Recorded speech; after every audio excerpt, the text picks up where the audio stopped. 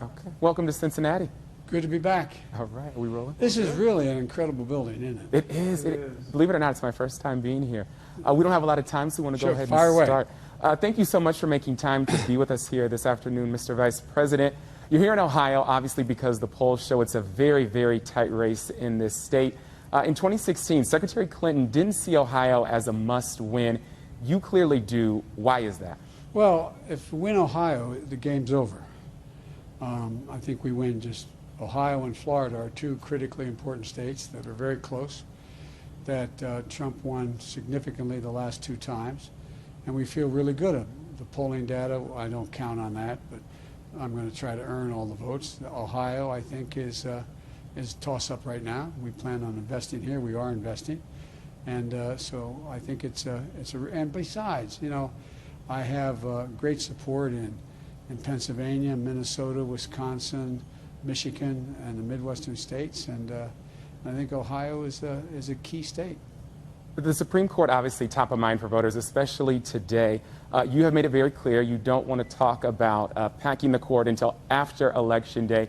But what about for undecided voters who want to know your position on possibly expanding the court before they cast their ballot? Well, look, what I want them to focus on is, I'd respectfully suggest, is what the court packing is going on now.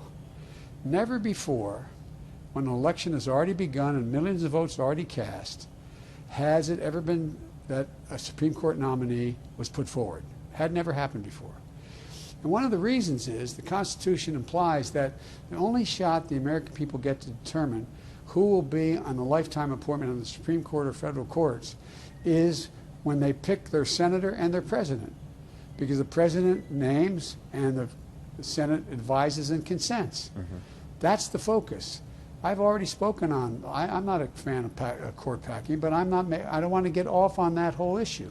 I want to keep focused. The president would love nothing better than to fight about whether or not I would, in fact, pack the court or not pack the court, etc. The focus is, why is he doing what he's doing now? Why now, with less than 24 days to go in the election? And the hearing's going to take place, and only going to be about 10 days or whatever it is before the vote takes place. That's the court packing the public should be focused on. I want to talk a little bit about the economy. Yes. Gallup reported last week 56% of Americans said that they were better off today than they were 4 years ago, would have been under the Obama-Biden administration. So why should people who feel that they are better off today under the Trump administration vote for you? Well, if they think that, they probably shouldn't. They think 54% of American people are better off economically today than they were in our administration. Well, their memory is not very good, quite frankly, and in addition to that, we have a president who doesn't share the values of most Americans. He's not very honest with people. He is flouting the conventions relative to public safety in terms of even now not wearing a mask, a guy who has been a super spreader, and so but look, whatever they believe, they should go out and vote. People should vote, period. If I'm elected, I'm not going to be a president, a Democratic president. I'm going to be a president for all Americans, whether they voted for me or against me. Can we talk COVID for a moment as well? Cases here in Ohio and really all across the country, we're seeing them begin to surge once again. As I'm having conversations with friends and family, and we talk about a vaccine, a lot of them are hesitant to take the vaccine. You know, if and when one is approved by the FDA. If you were elected president, how would your administration handle the medical mistrust as it relates to the COVID vaccine? Being totally different than this president. Tell the truth. Don't pressure government agencies to do things. Let science prevail. Choose science over fiction. Let the scientists make that judgment. And that's what I would do, period. And one of the reasons why the whole issue of confidence in the vaccine has fallen so badly is the president's not told the truth.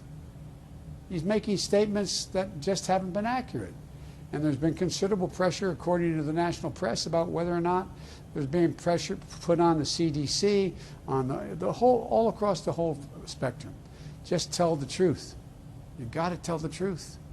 All right. Unfortunately, we're out of time, but thank you so much, Mr. Vice President. Thank you. Are you from this area?